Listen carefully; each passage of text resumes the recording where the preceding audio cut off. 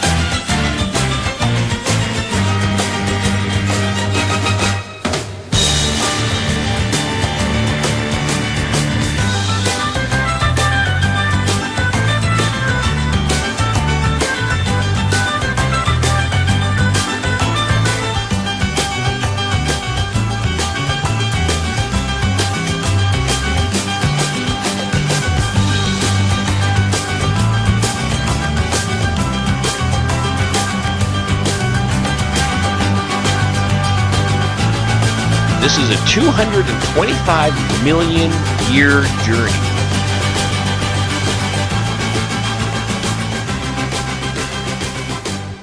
Earth orbits Alcyon, 25,627 years, with us in tow. And our sun orbits Alcyon, with us in tow. Alcyon orbits Sirius and the center of the Milky Way galaxy every 225 million years. And Sirius, our Milky Way galaxy, rotates around the center of the universe. Well, that would be a cosmic year, wouldn't it? Once around. We'll get to how many times we've been around. This, what you're looking at, is one of the most fantastic pieces I was able to find. This would be the galactic central sun. Is that Alcyon or Sirius? Okay, there's Earth. And you're going to find this has to be Sirius, and you're looking at a 225 million year cycle. This will be demonstrating our precession of the equinoxes and why the Earth wobbles the way it does, 23.5 degrees towards the great central sun, the center of the Milky Way galaxy, or away from it, depending on which is above or below the galactic equator. So not only do we rotate in a circle, we have an orbit which goes up and down. Then we have a pull. Now we don't have a pull. Now you'll see when it's in the center, it's straight up and down. There's no magnetics on either side. Keep this in mind. This is extremely important. Okay, so right there, our elliptical orbit crosses the center of the Milky Way equator. And as you can see, it's actually going to be going down. This is our elliptical orbit. And 25,627 years ago, when we were that direction.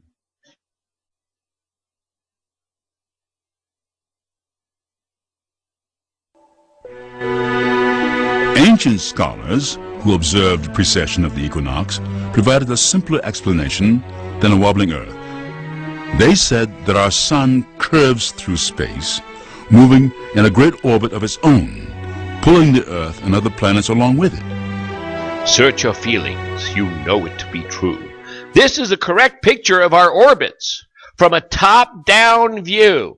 But since the sun is traveling, let's turn it on sideways. Let's give it a three-dimensional. If you were to watch the orbit of our sun on a vertical motion, it's called a helical orbit. Our sun is traveling through the galaxy at an incredible 132 miles per second, or 482,000 miles an hour, which means we travel 11 million miles a day, whether you're awake or asleep. Here's Voyager 1 and 2, and looking out at our heliosphere as our sun barrels through the galaxy at a blistering 482,000 miles per hour. It's 11 million miles a day we travel. I mean, we all know we spin and we go, but in 1 year, at that velocity, awake or asleep, we travel 4,222,000,000 miles a year. That's what I call a mothership. We're already on the mothership. We all live in a helical solar system. If this term sounds new, you're not alone. Most people don't know what it means. This video is an opportunity for you to learn that the helical solar system is where we all live. It will help you understand what a helical solar system is and show you how it moves.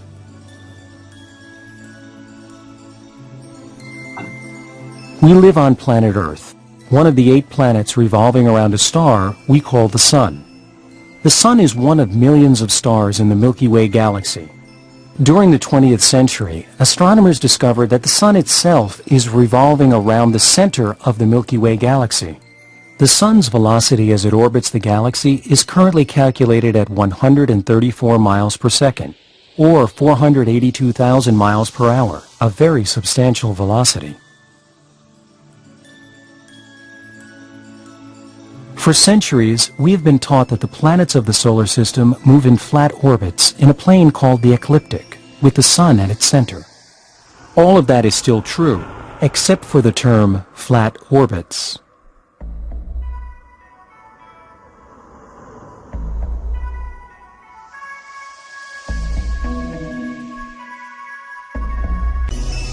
Because the Sun moves, no planet can follow a flat orbit. To keep pace with the Sun, it has to move in a spiral, or a helix as the astronomers call it. Here we can begin to see the helical paths of each of the 4 inner planets as the Sun and planets move away from the camera. So by focusing on them, we can best demonstrate how helical orbits fit around the Sun.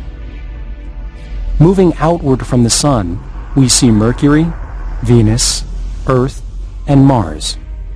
We can also see that the planets closer to the Sun have to move faster than those farther out.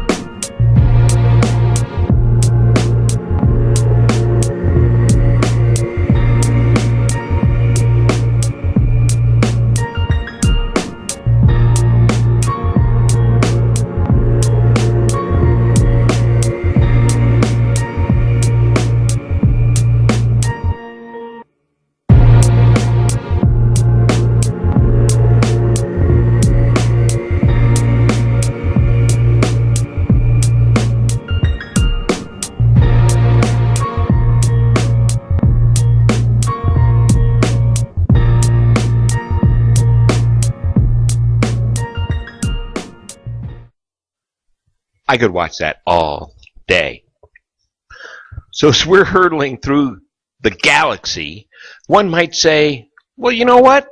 Don't we line up with our central sun, Alcyon, every precession of the equinoxes, every 25,627 years? Absolutely. In fact, twice. Once at 12 o'clock and once at 6 o'clock.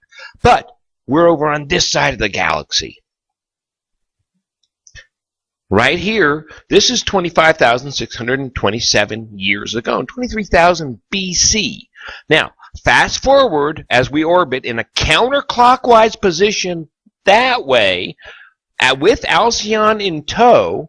Watch what happens when we fast forward one precession of the equinoxes, the alignment that we read about earlier, Earth with our moon, our sun, alignment with Alcyon and Sirius, all when? Anybody? Right on cue. I love that. Which means it's pretty big. The last time this happened was never.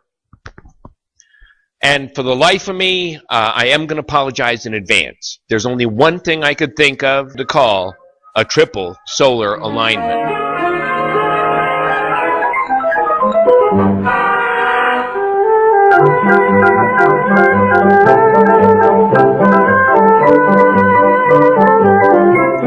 Now this is what the Mayans said: Earth, Moon, Sun, Pleiades. Alcyon, the greatest star in the Pleiades constellation.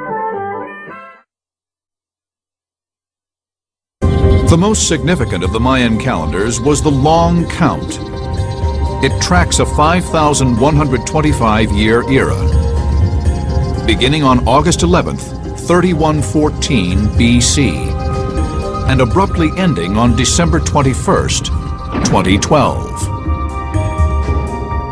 Did the Mayans actually intend this date to represent the end of time?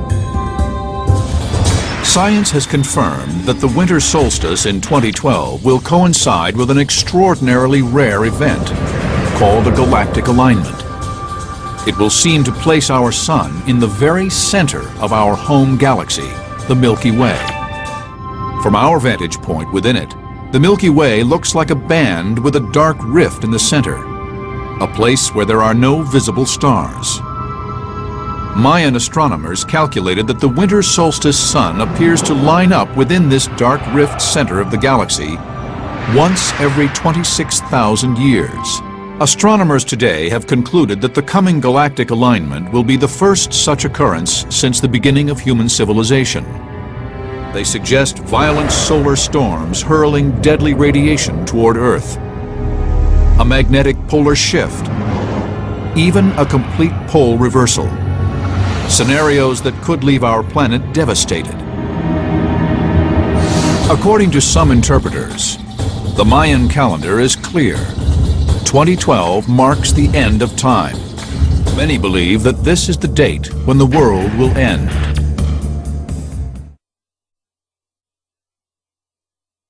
Now, by this point, probably not most, but more humans than not have heard about 2012.